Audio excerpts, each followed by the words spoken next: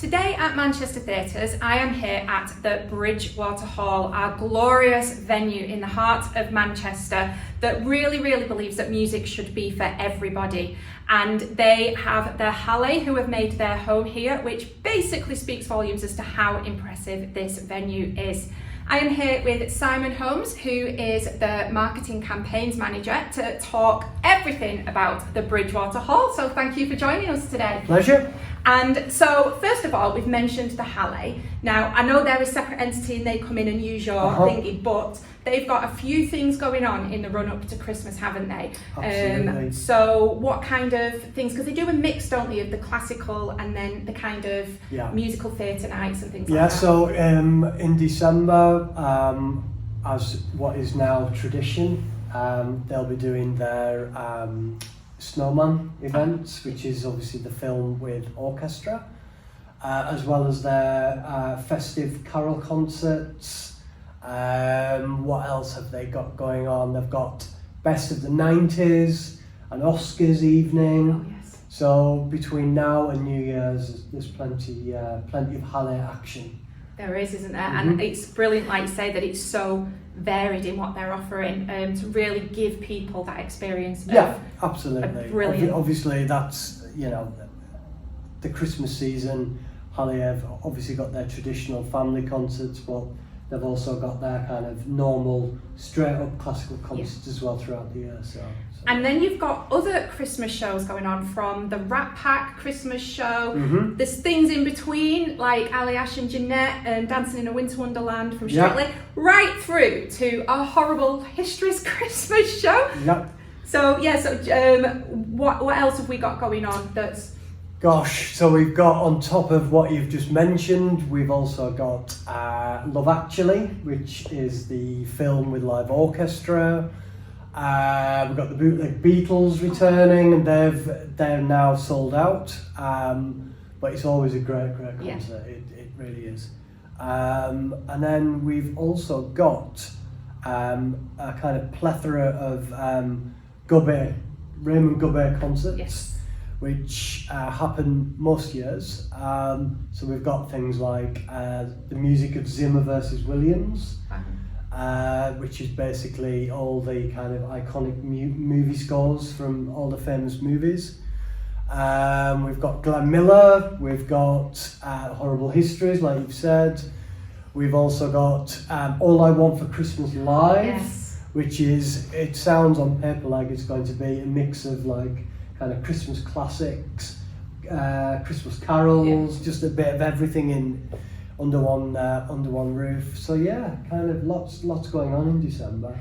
So you've mentioned there the Love Actually, and I've never actually been to one of these sort of cinema events where, what happens is, the film is shown and then there's a live orchestra basically playing the score, or? Exactly that. Is that what it is? It's very clever. It sounds amazing, yeah. I need to get myself on one of them. Yeah, no, it is. I went, most recently, I took my little girl to Encanto. Oh. And that was, the soundtrack was pretty amazing. But yeah, it's something else. It takes your kind of favourite movie to the next level, if you like. So it's pretty special. Friday was The Holiday, which was pretty much our kind of Christmas gateway, if you like. That was the first of many festive concerts over the next few weeks. So.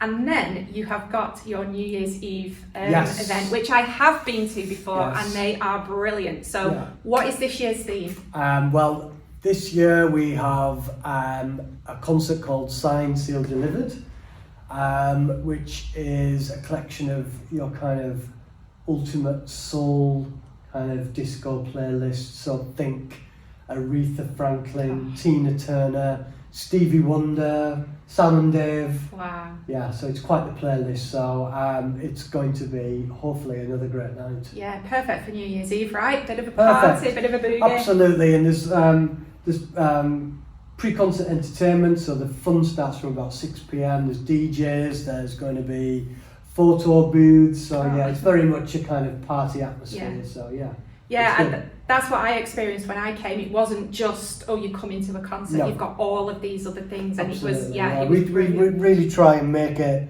a special evening. So Yeah. the music, as amazing as the whole kind of, we've got full orchestra, full band, we've got some amazing soloists.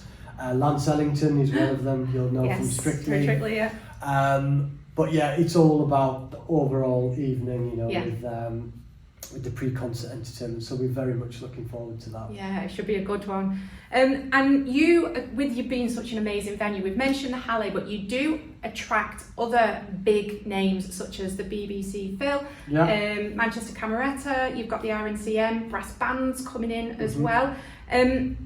Is it kind of, do you sometimes get to the point where you've got all of these different people and it's finding the space? Yeah, I mean, that's the job of our fantastic scheduling team to find the space in the diary to put all these concerts, and then it's kind of up to us to sell them. But I think we pride ourselves on being one, if not the busiest stage in Manchester in terms of how many. I think we do roughly 300 plus live events on the stage. So it's a very busy place, and that's obviously just main stage. We have conference and events, we have our dedicated learning team who do all kinds of family orientated stuff, and other good work in the community and beyond. So yeah, it's all going on. It's all going on, absolutely. So with your role then as the marketing campaign manager, what does your, I mean, I'm not going to say typical day because I'm guessing you don't get one in this kind of job, but what does your role entail? On a day-to-day basis, it's kind of talking to promoters really. Obviously, it's our job to get the shows on sale when they're supposed to. And then once they are on sale, it's to make sure that they're selling well. Yeah. And that's pretty much our job in marketing. Yeah, I mean, that's easier said than done. Yeah. Regardless of the amount of amazing shows that you have coming in. Obviously, everyone's only got so much money, but every time I come here, there's just a wealth of people. So you're clearly doing a very good job. Well, thank you. We try our best in terms of, I think we've encapsulated just how diverse the programming is, and there's never a dull day, there's never a dull week here in terms of musical output. It can range from an organ recital to a film with orchestra to Sophie Ellis-Bextor who's playing tonight. So there's never an average week really. We just have something for everyone, and that isn't me being, a walking cliche. It's true. Yeah, well, it really is, because you even have things programmed in for preschoolers with the music makers. Yeah, the music makers. Yeah, so tell us about that. Oh, the music makers are great. They are designed specifically for babies and toddlers, and it's basically a kind of intro to music. And there's a great team involved. I used to take my little girl when she was little, and they sing and play, and they can just be free, and it's a really nice way to spend an hour really. Yeah, I saw a little bit of it at I think it was at one of the Halle's open days, and they had a corner and it was all these musical instruments. It was called a musical petting zoo or something like that, and they could just go and pick up the instruments. It was amazing to see. Is. And to little babies and toddlers, some musical instruments just must look so amazing, and they are. Yeah. So it's a really lovely series. They always book up. Parents love them, the kids love them, so it's a no-brainer for us really. And then one of the other things you do to get people involved is the walking tours, isn't it? So what do you get to look around the building? What is it that you get to do on this? Because I want to do this. I mean, look, I'm not one of the absolutely fantastic hosts that that host the guided tours. I'm sure that if they were here, they'd do a much better job than I at describing exactly what they are.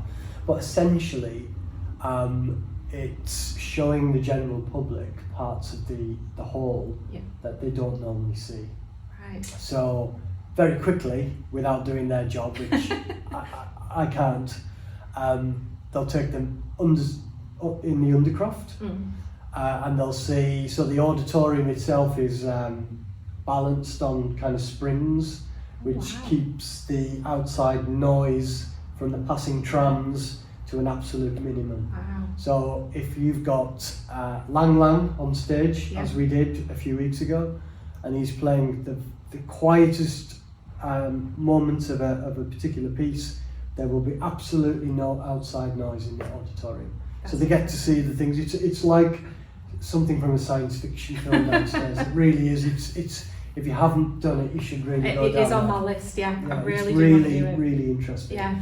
And trust me, the guided tours do a much better job at describing this than I think you've done a good job there. But that's what it is. Yeah.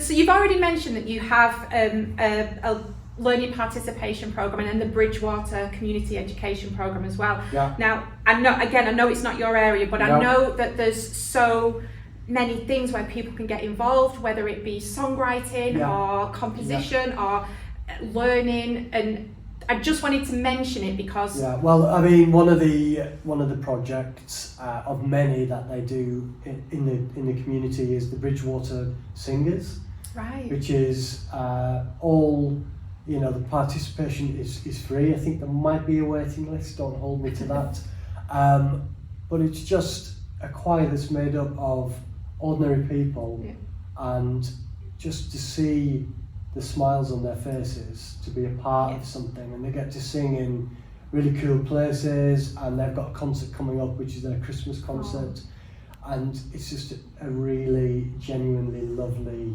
thing for our learning team and for the participants to be involved with.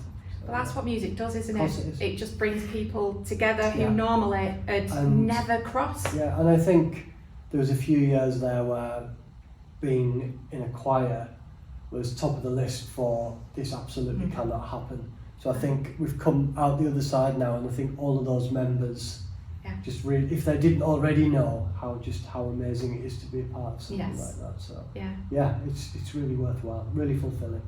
And is there anything that you can tell us for what you've got coming up in the new year that you're particularly excited about? Yeah, so I mean, look, we're constantly announcing new shows. Yes. But I think something kind of slightly out of the ordinary is a show that we're about to announce, which is Murder Trial Tonight, which sounds fascinating. Can't say too much because it's all very new, but apparently it's kind of a fictional court case where the audience does in fact become the jury. Oh wow. So yeah, it sounds quite exciting and something very, very different. Definitely, so we've got that to look forward to. I think there's a lot of people that I know who would love that. Yeah. It kind of appeals to everyone, that, doesn't it? Yeah, whether you love your crime novels or whether you love current issues, or everybody loves a good old solving them. Yeah.